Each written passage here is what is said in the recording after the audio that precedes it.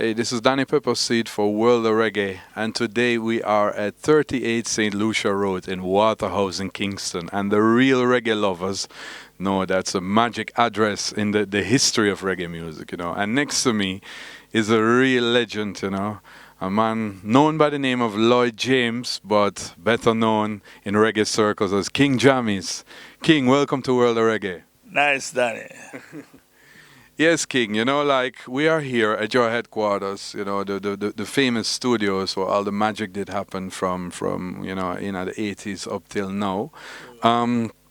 What I want you to do is tell us a bit about like the history of King Jammies. Like, how did you get involved in the music business and the sound system business and the production thing, you know?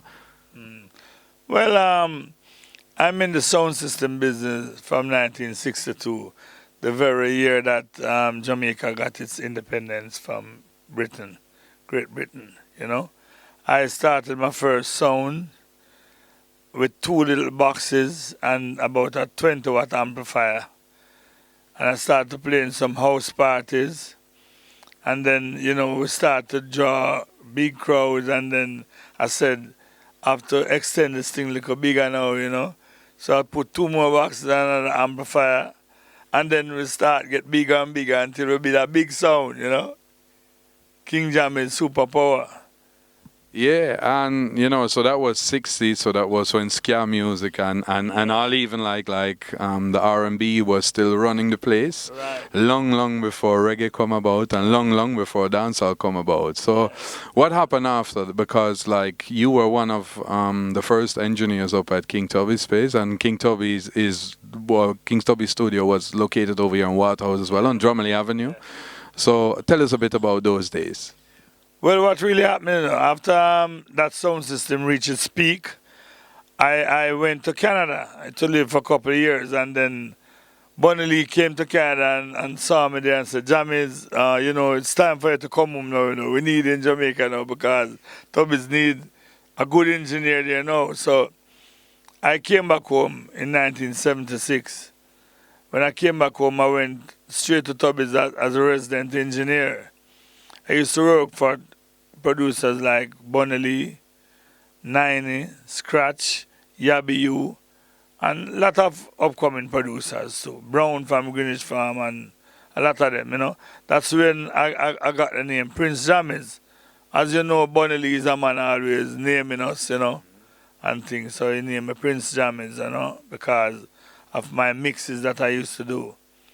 And after that now, Striker introduced me to the production world.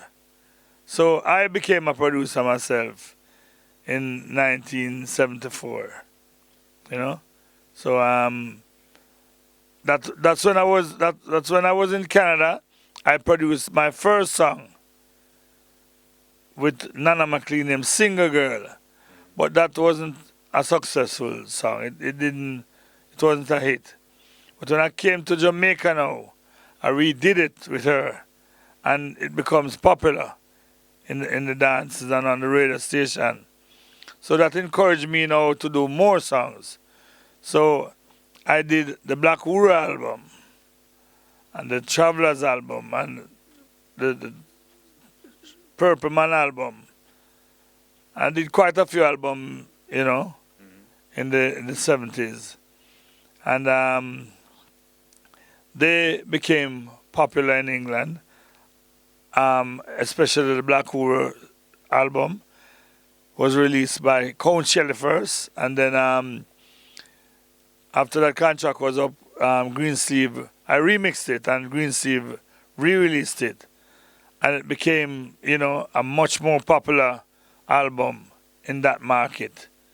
So that's where I got some fame from, the Black Huru album. And then I started producing a lot more songs and became more and more a bigger producer over the years. You know, but you know, with the guys and stuff, Striker, he was the man who really introduced me to producing songs and giving me a couple rhythms and things, you know what I mean? He encouraged me a lot in that. Yeah, because as I understand, back in the days when you started to produce, you didn't have a studio yet, so you were using other people's studio like Channel One and Harry J, I guess. RJ studio, and even Joe Gibbs studio. We used to record the rhythms at those studios, and then we brought the tapes to King Tubby's, and we voiced them at King Tubby's and mixed them there. That was our home studio, at the time. And then I developed my studio in 1982. I developed my own studio, because when I went to England, I bought, some equipment, and we couldn't do it one time, but we did step by step until I got a studio. And that studio is basically, or that was basically here, like on 38 St. Lucia Road. Yes, it was the smaller studio downstairs, the original studio downstairs, 38 St. Lucia Road. That was where Sling Thing was produced, and a lot more hit songs of the 80s. Yeah, because like after you do, like you were one of the pioneers of dub music together with King Tubby and Lee Perry and Uncle Philip Smart, who sadly passed away last year. And scientists, of course, like he was like an important engineer in that era as well. But then gradually, like in the 80s, the dub thing did fade out, like especially over here in Jamaica. Well, some people abroad, they carried on the swing, but over here in Jamaica, like it faded out. And then, the dancehall style was taking over the rubber dub first. And then now something happens in 1985 and you drop that rhythm. You just mentioned the name Slang Thing, which was actually like the first rhythm that hit big time, which was solely made by a synthesizer and well, actually like some little drum claps. But it came out of a box rather than coming out of real instruments. So tell us a bit about that revolution that happened then in 1985. Yeah, when we did that rhythm, first when they came to me with the box, and they couldn't find the right tempo for the rhythm, and I stepped down the tempo and get it at a speed that is reasonable for dancing, and then we just went right in the studio and just recorded it, because I didn't want to lose it again. And those claps that you heard and those acoustic thing was played by me, myself, and we just did those little overdubs, and everybody wanted to record on that rhythm. So we recorded as much song as we could at the time, and the King Jammy's Superpower was the biggest sound in Jamaica at the time, and I sent it on the sound to play at a dance that we were playing over the weekend, and it created a storm. The rhythm, everybody loved the rhythm and went crazy for that rhythm. So I said, oh, now is the right time to release the rhythm. So we just released it, and more artists come and voice on the rhythm, and we just did everything. We just released all the albums and everything that we did, and that rhythm changed the whole scene, the whole music scene in the world, because we're gone computerized now, what I mean? Most of the big studios were kind of slowing down. Everybody used to have studios who involved in the music. Used to have studios in their bedroom. So that's how it really went, And Sling Thing tear up place, because David Rodigan and Barry G had a clash on the radio back in the days, and I gave Rodigan like 10 pieces of the Sling Thing, and I gave Barry G 10 different pieces of the Sling Thing. And, that was a war, music war on the radio, man. Believe me. Sling Thing around the place the whole time. Yeah, and I remember Rodigan saying in an interview, like after he did the clash on the radio and went for a dance in the country he had to play on, like he was driving to the country and he heard people playing the cassettes, because everybody recorded the radio clash, and people were playing the cassettes the next day. So actually, like his whole trip from Kingston, I think he had to drive to Westmoreland. Like he was hearing the bass line, like Sling Thing, yeah. That changed the whole scene, and from then, Steele and Cleaver came in, and we started to do computerized rhythms, and everything was going fine in the 80s and the early 90s, what I mean? Still going. Computers still going, Maybe it's not as popular like in those days, but, it's still going. Well, no, it's 30 years this year since LinkedIn dropped. Well, you're still in the business, so maybe you can tell us a bit about your current projects, because we're in the studio right now. When we came in, you were working on a project. So can you tell us more about that? Because that project is supposed to drop in the next few months. So I guess everybody will be very interested to hear what is going to happen. Well, currently I'm still working on a project that was recorded back in the 70s, and that's the Black Uhuru album. What I'm doing now, I'm just collaborating that album with a lot of new artists such as like Chronix, Dre Island, Alba Shaggy and Beanie Man, Bounty Killer, Louis Culture. We have Gentleman. We also have Tony Rebel on it, and other artists. We're doing a collaboration album and a remix, overdubbing some instrument and to make it brand new and, palatable again to people, for people to listen and, to get their opinion and, the music from back in the days to the future. Yeah, the track with Chronix, which is a remix of I Love King Selassie, that track released like a good little while ago, already like over a year ago now.